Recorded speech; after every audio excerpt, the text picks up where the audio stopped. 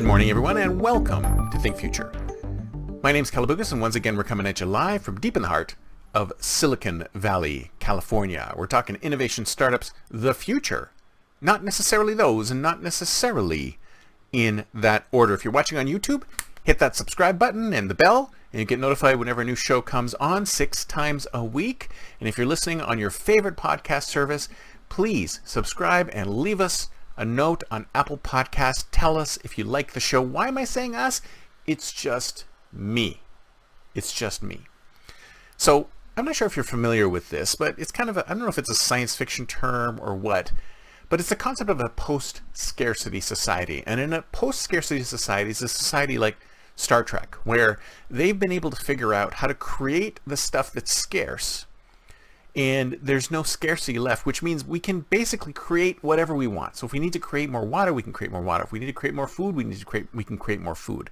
We've solved most of the base level problems that humanity has. And these kinds of societies have been depicted in various ways in science fiction. And I'm thinking, you see, I talked before about how people want a post-scarcity society. They want a society where things just happen. They want a society where base levels of things are provided for everyone. Everybody wants a post-scarcity society. And I'm almost thinking that one of the reasons why we're going through this tumultuous period in time right now is that we're seeing a disconnect between where we feel we are and maybe where we actually are. Maybe the reality is that we are much closer to becoming a post-scarcity society than we think. And I think one of the reasons why we may be seeing all this tumult is it because we don't realize how close we are to becoming a post-scarcity society. It could come down on us at any moment.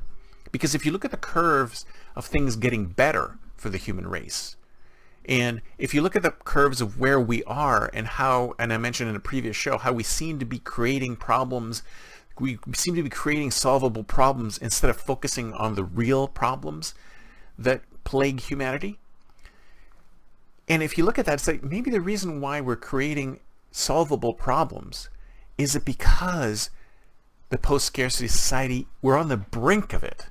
Maybe we're on the brink of being able to bring into play a post-scarcity society, or at least a pseudo-post-scarcity society, maybe for certain sections of the globe, maybe for China, maybe for North America. Maybe there's certain areas of the globe that can probably fall into a post-scarcity society because the way it's been built, because the kind of services and provisos that are there for those individuals. But everywhere else we don't have post-scarcity. So maybe one of the things we're seeing is this what's the word? This sort of disconnect between a society that's heading more towards post-scarcity and everyone else. Because I think there are these two curves, let's say, happening. If you can see them on a graph, there's certain societies that are moving more towards a post-scarcity society, and there's others who are barely subsisting. And I think this post-scarcity society piece is where we're seeing all these problems, because we've solved all of the underlying issues that get us to that point. And if you look at science, if you look at technology, if you look at numbers, things are getting better and better and better, but we're making them worse and worse. So the better and better and better is pointing to a post-scarcity society, but we're afraid of that. We're concerned about that. We're worried about how the human race is going to change once we've come into a post-scarcity society. And I think that might be one of the things that's driving the should-we's. And I think I talked about the should-we's in a previous show, talking about there's a whole cadre of individuals who want to basically pull us back. They want to retard progress because they're worried about where the human race is going.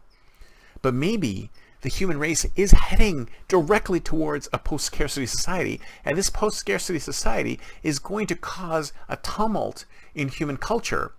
And I think maybe what we're seeing right now is this tumult in place where we're moving towards a post-scarcity society, some people can't handle it. They can't see how human culture will change once we get into a post-scarcity society, and they're concerned that in post-scarcity, we're going to be a completely different society.